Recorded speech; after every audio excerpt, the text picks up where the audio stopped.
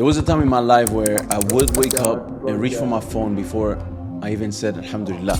Not because I wanted to, but it's almost like I was wired. My fingers just moved before my soul even realized that I was awake. And so before I even knew what was happening, I would have already scrolled through 4 or 5 different apps and I wouldn't even remember what I saw in those apps either. It's like my mind wasn't even online yet. So I wasn't in control, but it didn't feel like it was anything sinful. And so I just became numb to it. But I did feel inside of me while doing it that something is not right. Like deep down, you know, I shouldn't be spending 2 hours on the phone as soon as I wake up before I even start my day and brush my teeth. And I will feel it for the rest of the day, like a tight chest, you know, scattered mind all over the place and dry salah, a dry prayer. But by the time you realize it's already been 2-3 hours and now responsibilities hit you, you start the day goes on, and you feel the feeling of disconnection. And what's scary is when that becomes normal. You spend 2-3 hours on a phone and that feeling of disconnection and forgetfulness that you have been created to worship your creator. But then I came across this quote of Ibn Qayyim, and that's when everything changed for me. Because it's not one of those quotes that you just read and it hits you. It actually exposed me. And it made me realize that I have very bad habits. So today I'm going to talk about this quote, because once you control your thoughts, that's when you control your life. You see, Ibn al-Qayyim, he says in his book, Al-Fawaid, he says, دافع الخطرة فإن لم تفعل صارت فكرة فدافع الفكرة فإن لم تفعل صارت شهوة فحاربها فإن لم تفعل صارت عزيمة وهمة فإن لم تدافعها صارت فعلا فإن لم تتداركها بضدها صارت عادة فيصعب عليك الانتقال عنها. He says, repel, push the thought. Hint. When you think about something bad, push it. If you do not, it becomes a thought. He says, repel the thought. If you do not, it becomes a desire now in your body. Fight it. If you do not, it becomes a firm intention and resolve. If you do not defend against it, it becomes an action. And if you do not counteract it with its opposite, it becomes a habit. After which leaving it becomes difficult. And that's when it makes you your own self, your own personality. And there's a modern quote that goes, watch your thoughts, they become words. Watch your words, they become actions. Watch your actions, they become habits. Watch your habits, they become character. Watch your character, it becomes your destiny. So a wise man once said this. And of course, as you can see, we don't need this type of modern quotes because our ai our Salaf have spoke about this, and it's as a side note, a very good moment to mention that, look, everything is in your deen. You see how nowadays all this self-development and stuff like this is trending. Everything is in the books. But the thing is that those books that you see in the back, most of them are not translated. So inshallah, I'm bringing them to you so you can realize that everything is in Al-Islam. And all you have to do is learn the Arabic language and go straight to the sources, which, by the way, as well, if you click the first link in the first comment or the description, it's going to send you to a video where I explain how to learn the Arabic language.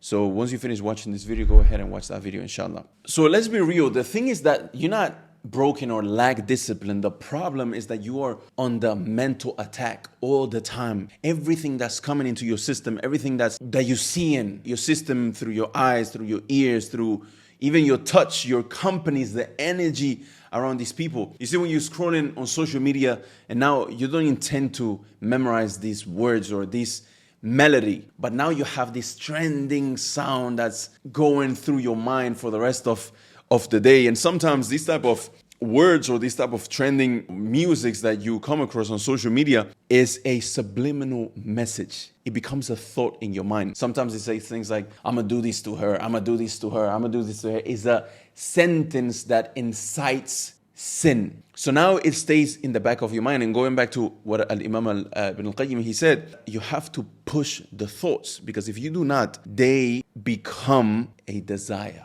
Now that desire is in you. I'm going to do this to her. I'm going to do this to her. Of course, this is just an example. It could be something else, right? And in modern psychology, they call this priming. Priming. You are being primed by your surroundings. You are being primed by what you see, what you hear, what you be around. And there's a study, they call it the orderly walking study. So what happened was that participants were given a simple word unscrambling task. Some saw words related to aging, Florida, bold, wrinkle, gray. Others got neutral words. So those primed with elderly words and concepts, after they left that place, they walked more slowly. And so by merely giving them words related to gray, old, Florida, which is where people, when they want to settle down in a more calm place once they are a little older, they left the room and sent them to another room and they were walking slowly, right? And there's another research that says the rudeness priming experiment by Bark et al. So he says participants were given a scrambled sentence task again. One group saw words like aggressive, interrupt, impatient, which were rudeness primed, right? Another saw polite words. They were sent to talk to an experimenter, but the experimenter was busy talking to someone else. Those primed with rudeness interrupted way more often than the polite group again, with no idea they were influenced. So you see, priming can change your social behavior without you even noticing. The words you see literally shape how you treat people. And so, of course, this is a modern experiment and there's nothing really that can back it up other than numbers, right? They just saw that the numbers were more likely to do something when they were primed. But this is as well in our sunnah of the Prophet Muhammad sallallahu alaihi wasallam. He said, "Al-mar'u ala dini khalilihi falyanzur ahadukum man yukhalil." That the man or al-rajul is upon the religion of his companion. So be careful who you take as a companion, because want it or not, is going to affect you in a way or another. You've seen it many times. You start walking around a certain type of people, now you start talking a certain way. You start consuming a certain type of content, now you start talking a certain type of way. Gen Z now is coming, right? And they say things like, "Oh, that's cap. Oh, he glazing. Oh, fine-ish." All of these concepts, you start using them with you even realizing, and you start acting like the people who use it. You will see that you start feeling more goofy, you start acting more goofy, because you are using a speech of a certain type of individual and you have been primed without even realizing. And this is why Ibn Taymiyyah, rahimahullah, he says in his words that learn the Arabic language, and using the Arabic language, يحسن أخلاقك, that you become more well-mannered, because it's the language and the type of speech that the best people in history have used, the early generation of Muslims. So if you use that type of speech, you cannot act goofy. You cannot say Gen Z type of expressions with that type of speech, because it's the people of knowledge, the people of righteousness that use that speech. So what comes into your system and then stores in your head as a thought is so dangerous. That's why the Sahaba, radiallahu anhu, it was reported that they would put their fingers in their ears if they heard or saw an innovator in the religion of Islam speak, because they didn't want to even hear one word. Because if that word enters in your brain and it becomes a thought, and now that thought becomes a shubha, it becomes a doubt in your religion, it can lead you to kufr. It can lead you to just getting out of the fold of Islam. That's how serious the example that we supposed to follow in Al-Islam used to be about what enters in their systems. So now we are clear on the fact that it is very dangerous, but how do we prevent this, right? So I will give you 3 steps on how to prevent this, to make sure that you are clean in terms of spiritually, because it's from lack of spiritual hygiene to let anything enter your system, whether it's through your eyes, whether it's through your ears, whether it's through speaking to someone, whether it's through being around someone or in the wrong place, is bad spiritual hygiene. So first of all, you have to protect the entry points of your body. You see Allah Azza wa Jalla, He says in the Qur'an, وَلَا تَقْفُ ما ليس لك به علم إن السمع والبصر والفؤاد كل أولئك كان عنه مسؤولا. Allah Azza wa Jal says, indeed the hearing, the sight, and the heart, all of those ones will be questioned in the day of judgment.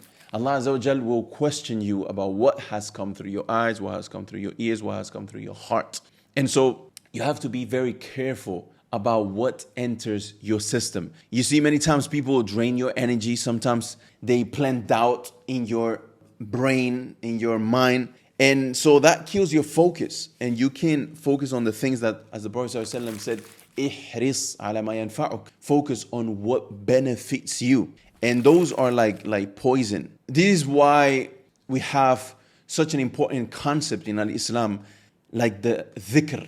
Dhikr is basically busying your system, your main computer in your system, with the remembrance of Allah. Allah, Allah, Allah, Subhanallah, Subhanallah, Allahu Akbar, Allahu Akbar. Allah is the greatest, Allah is the greatest. That thought, now you saying it, right? Your words become a thought. Allah is the greatest. Your thought becomes an ideology. Allah is the greatest. So why would I act like this? Why would I be arrogant? Why would I do anything other that pleases Allah? Why would I? That becomes an ideology, and your ideology becomes your personality. That's how you act because of the dhikr of Allah. So again, not only the dhikr would be saying the actual dhikr that we know, but as well studying the religion of Islam is dhikr, and being around righteous people, listening to scholars, that's dhikr as well, right? Because you are remembering Allah Azza wa Jal. So if you are very careful about what comes to your system through dhikr, you're always remembering Allah Azza wa Jal, that will help you to have clean spiritual hygiene. Now only what comes into your body is related to what benefits you, and you apply the hadith of the Prophet ﷺ where he says, ihris ala ma yanfa'uk. Focus on what is beneficial to you. Second thing is make yourself less accessible, right? Which is basically a branch of what we said first, of making sure that you don't let anything come into your system, but making yourself less accessible by just not having to respond all the time.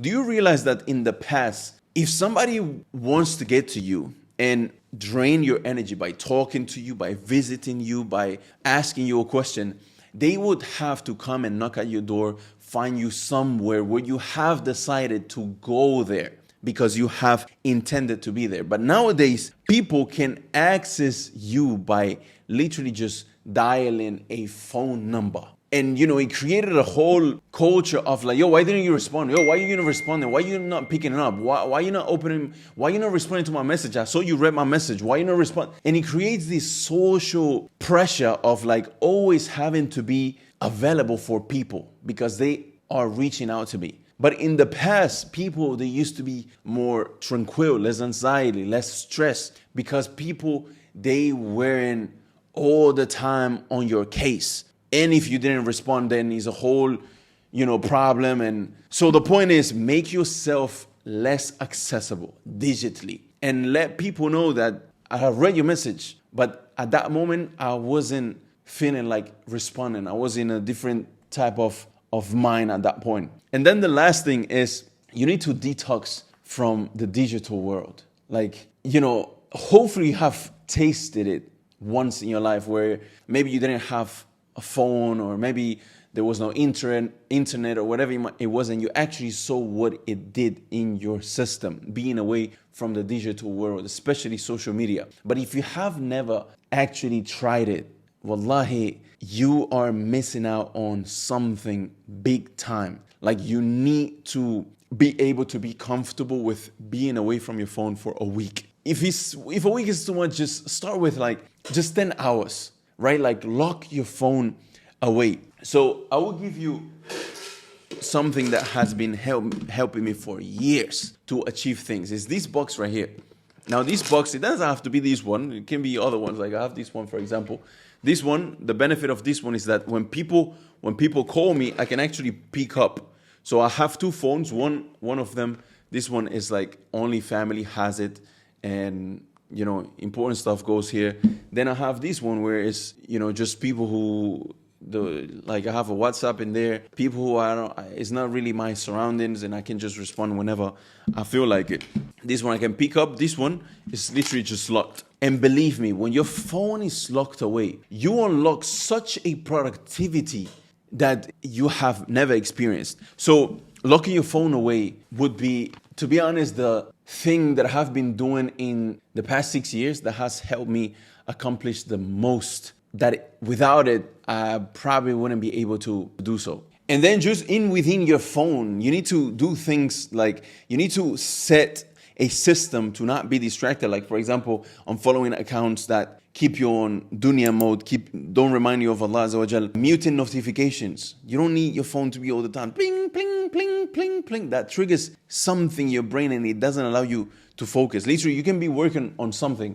You hear cling, and you will see your body, that reflex of like, oh yeah, I'll check it later. Cling. Oh yeah, I'll check it later. Cling. Oh yeah, I'll check it later.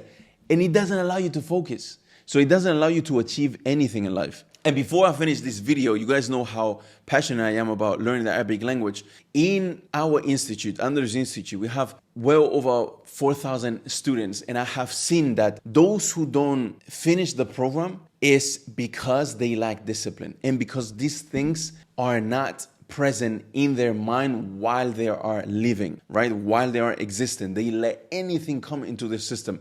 So they become distracted, and next thing you know, they just give up, not because they want to, but because their system cannot keep up with all this information coming into their minds, through their eyes, through their ears. So if you want to reclaim control of your life, you need to reclaim control of your thoughts first. I highly suggest you that you go ahead and watch this video if you are interested about learning the Arabic language. It will teach you on how to step by step do it with focus to make sure that you stay disciplined through the process and finish the actual program and learn the Arabic language. Assalamu alaikum.